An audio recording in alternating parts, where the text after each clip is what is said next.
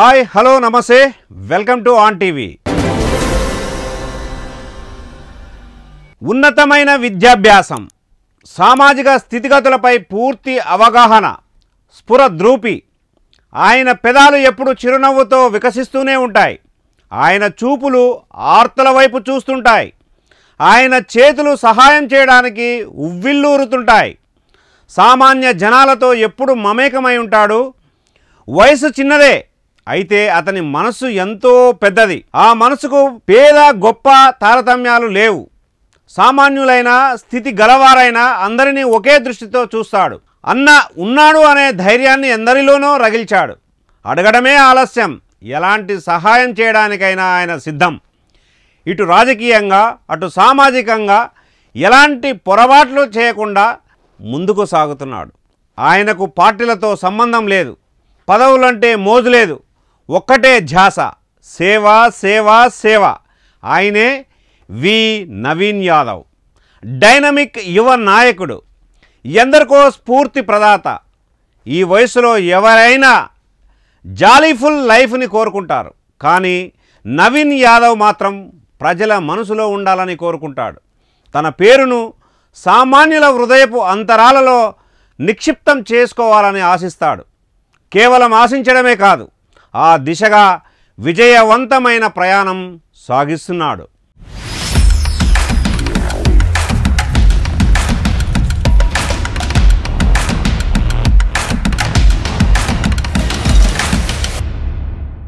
కొంతమంది యువకులు ముందు యుగం దూతలు అన్న మహాకవి మాటలను అక్షరాల నిజం చేస్తున్నారు.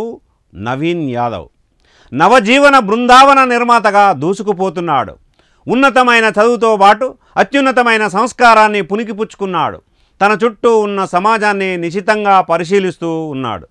అందరి యువకుల్లాగా జీవితాన్ని ఎంజాయ్ చేయాలన్న ఆలోచన పక్కన పెట్టారు. ఎంజాయ్ చేయగల సత్తా ఉన్నా అటువైపు దృష్టి పెట్టలేదు. చదువులో రాణిస్తూ సమాజానికి ఏ విధంగా సేవ చేయాలి, మానవ జన్మ ఎత్తినందుకు ఆ జన్మను ఎలా సార్థకం చేసుకోవాలి అన్న ఆలోచనలే ఆయనను ఎప్పుడూ వెంటాడుతూ ఉండేవి. తన శక్తి మేర తన పరిధిలో చేయగలిగే మంచి పనులను చేస్తూ వచ్చాడు. స్వతహాగా బీసీ వర్గానికి చెందిన నవీన్ యాదవ్ నిరుపేద బహుజన వర్గాల వారి పట్ల ఆప్యాయంగా ఉండేవాడు. అందరికీ న్యాయం జరగాలని, స్వాతంత్ర్య ఫలాలు ప్రతి ఒక్కరికి లభించాలని కోరుకునేవారు. నవయువ నిర్మాణ్ లాంటి స్వచ్ఛంద సంస్థను స్థాపించి ఎందరికో చేయూతను అందించారు. ఎక్కడ ఏ సమస్య ఉన్నా వెంటనే అక్కడికి చేరుకొని ఆ సమస్యకు పరిష్కారం చూపించేవాడు. అనతి కాలంలోనే అందరి మన్ననలను అందుకోగలిగారు. ఆర్కిటెక్ట్లో ఇంజనీరింగ్ విద్యాభ్యాసం పూర్తి చేశారు. అటు పిమ్మట నవ యువ నిర్మాణ్ అనే స్వచ్ఛంద సంస్థ ద్వారా లెక్కలేనన్ని సేవా కార్యక్రమాలు చేస్తూ ఉన్నారు. రియల్ ఎస్టేట్ రంగం, వ్యవసాయ రంగంలో కూడా తనదైన ముద్ర వేసుకున్నారు నవీన్ యాదవ్. ఇక్కడ చెప్పుకోదగిన ముఖ్య విషయం ఏమిటంటే, ఈయన బీసీ సామాజిక వర్గానికి చెందిన వారైనా అన్ని సామాజిక వర్గాల ప్రజల గుండెల్లో చోటు సంపాదించుకోవడం విశేషం. 34 సంవత్సరాల వయసు కలిగిన నవీన్ యాదవ్ తన తండ్రి శ్రీశైలం యాదవ్కు ఉన్న పేరు ప్రతిష్టలతో సమాజంలో అడుగుపెట్టిన తన స్వయం కృషితో తనదైన ముద్రను వేసుకోగలిగారు.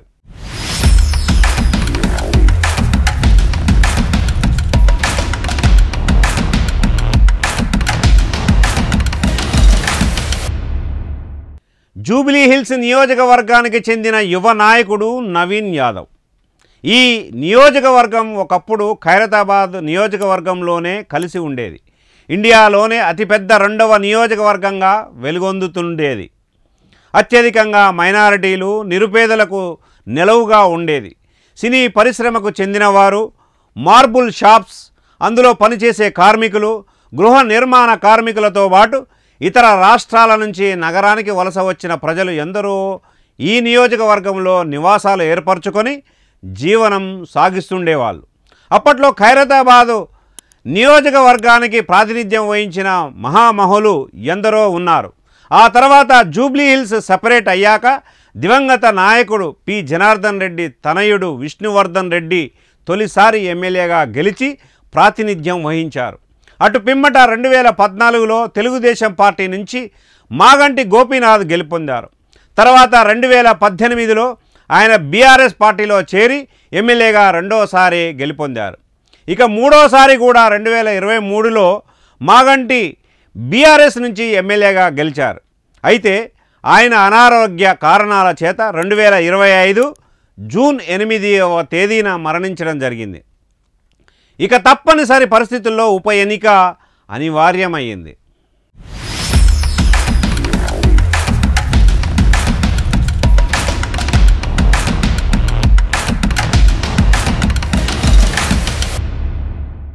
రెండు 2008లో ఏర్పాటైన జూబ్లీహిల్స్ నియోజకవర్గంలో ఇప్పటి వరకు ఒక్క బీసీ నాయకుడు కూడా ప్రాతినిధ్యం వహించలేదు. అత్యంత సంపన్నమైన నియోజకవర్గంగా పేరు పొందిన జూబ్లీహిల్స్ నియోజకవర్గంలో మైనార్టీలు, బీసీలు ఎక్కువగా నివసిస్తున్నారు. తమ కులానికి, తమ వర్గ నాయకుడికి ప్రాధాన్యత లభించడం లేదన్న అసంతృప్తి ఇక్కడ నియోజకవర్గ ప్రజల్లో ఎప్పటి నుంచో ఉంది. ఈ క్రమంలోనే బీసీ వర్గానికి చెందిన యువ నాయకుడు నవీన్ యాదవ్ తన ఉన్నత విద్య పూర్తి అయిన తర్వాత ప్రజాక్షేత్రంలోకి అడుగుపెట్టారు. తనకున్న మేధస్సుతో, సేవా దృక్పథంతో ప్రజా సంక్షేమ కార్యక్రమాల్లో మునిగిపోయారు. నియోజకవర్గ ప్రజల్లో తలలో నాలుకగా ఉంటూ అన్ని వేళలా అందుబాటులో ఉంటూ ఉండేవారు. ఆయన వివిధ వ్యాపారాల్లో ఉంటున్నా తన సంపాదనను ఎక్కువ మొత్తం పేద ప్రజల కోసం వినియోగిస్తూ ఉంటున్నారు. ఈ క్రమంలో నవీన్ యాదవ్ ఇటు ప్రజల్లోనూ, అటు ప్రభుత్వ పెద్దల్లోనూ, అధికారుల్లోనూ, అన్ని సామాజిక వర్గాల్లోనూ ఒక ఉన్నతమైన వ్యక్తిగా పేరు సంపాదించుకున్నాడు. కొన్ని ఎన్నికల్లో ఆయన వేరే పార్టీ తరపున ఎమ్మెల్యేగా బరిలో నిలిచినా విజయం సాధించలేకపోయారు. దానికి కారణాలు ఎన్నో ఉన్నాయి. కానీ తన ఓటమితో నవీన్ ఎప్పుడూ కుంగిపోలేదు. తన సేవా కార్యక్రమాలు నిరాటంకంగా కొనసాగిస్తూనే ఉన్నారు. అధికారం లేదని ఏనాడూ ఆయన నిరాశపడలేదు. కానీ ఒక ప్రజాప్రతినిధిగా గెలుపొందితే మాత్రం నియోజకవర్గ ప్రజలకు ఇంకొంచెం ఎక్కువగా సేవ చేయవచ్చనే భావనతో నవీన్ యాదవ్ ఆ దిశగా ప్రయత్నాలు చేసి ఇప్పుడు విజయం సాధించారు.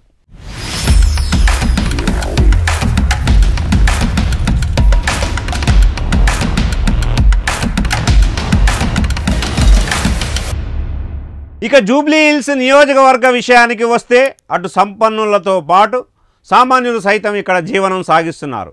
అన్ని ప్రాంతాల ప్రజలను తన హక్కున చేర్చుకొని ఆశ్రయం కల్పిస్తున్న నియోజకవర్గం ఇది. ఇక్కడ బీసీల ప్రాబల్యం ఎక్కువగా ఉన్నా ఏ బీసీ నాయకుడు కూడా రాజకీయ అధికారం చేజిక్కించుకున్న దాఖలాలు లేవు. ఈ క్రమంలో తెలంగాణ రాష్ట్రంలో బీసీ రిజర్వేషన్ ఉద్యమం ఒక ఉవ్వెత్తున లేచే కెరటంలా సాగుతున్న వేళ జూబ్లీహిల్స్ లాంటి విభిన్న పోకడలు నెలకొన్న నియోజకవర్గంలో బీసీ నాయకుడు ఎమ్మెల్యేగా గెలిస్తే తెలంగాణలో కొనసాగుతున్న బీసీ ఉద్యమానికి మరింత ఊపిరి లభిస్తుందని రాజకీయ విశ్లేషకులు భావిస్తున్నారు. అందుకే వారందరూ బీసీ యువ నాయకుడు నవీన్ యాదవ్ వైపే మొగ్గు చూపుతున్నారు.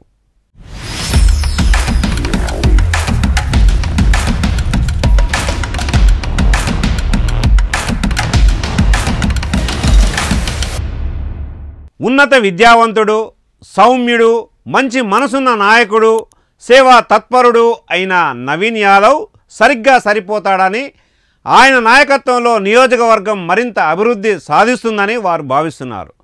మరి అధిష్టానం కూడా ఆయన వైపే మొగ్గు చూపడం సంతోషదాయకమైన విషయం. అయితే మరొక విశేషం ఏమిటంటే స్వతంత్ర అభ్యర్థిగా నవీన్ బరిలో దిగితే తామంతా ఆయనకు సపోర్ట్ చేసి అత్యధిక మెజారిటీతో గెలిపించుకుంటామని బీసీలు, మైనార్టీలు హామీ ఇవ్వడం చూశాం.